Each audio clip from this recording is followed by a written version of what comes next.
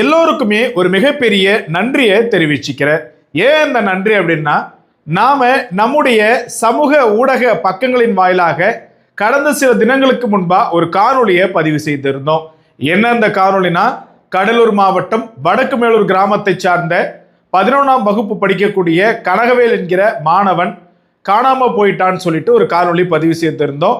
அந்த காணொலியின் பிராய்ச்சித்தமாக பல உறவுகளின் பகிர்வின் காரணமாக தற்போது கனகவேல் தம்பி நேற்றைய தினம் கிடைத்து விட்டான். சென்னை பகுதியில் இருந்ததாகவும் காவல்துறை அந்த பையனை பத்திரமாக அவங்களுடைய பெற்றோர்களிடத்துல ஒப்படைத்திருக்கிறாங்க.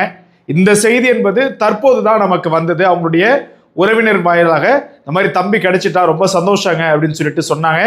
நாம ஒரு காணொலி பதிவு செய்யக்குள்ள அதை பகிர்ந்தீங்கல்ல, அப்போ மட்டும் உங்களுடைய பகிர்வு எனக்கு தேவை. அந்த பையன் கிடைத்ததற்கு அப்புறம் நாம உங்களுக்கு ஒரு நன்றி சொல்லிக்காம கடக்கக்கூடாது அப்படின்ற ஒரு எண்ணம் இருக்குது எனக்கு.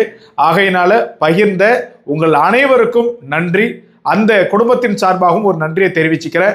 இன்னொரு விடயம் என்ன தெரியுமா, அந்த புகைப்படத்தை பாருங்களேன். அந்த பையன் கிடைத்து விட்டதாக இந்த புகைப்படத்தை நமக்கு அனுப்புனாங்க. அவங்க அப்பாவுடைய கண்ணை பாருங்க, ஒரு கணம். அந்த கண்ணில் இவ்வளோ ஒரு ஏக்கம், அந்த கண்ணில் எவ்வளோ ஒரு கஷ்டம் இருந்திருக்குது. ஒரு சின்ன விஷயம்தான் கன்க்ளூஷனாக முடிவுறுவேன். என்ன அப்படின்னாக்க, பிள்ளைகள் தங்களுடைய வீட்டை விட்டு நீங்கள் போகிறீங்க, இல்லை ஏதோ ஒரு இடத்துல வந்து ஒரு அடுத்த கட்ட நகர்வு நோக்கி போகிறீங்கன்னா எப்போதுமே பெற்றவங்கள ஒரு கணம் நினைத்து பாருங்கள்.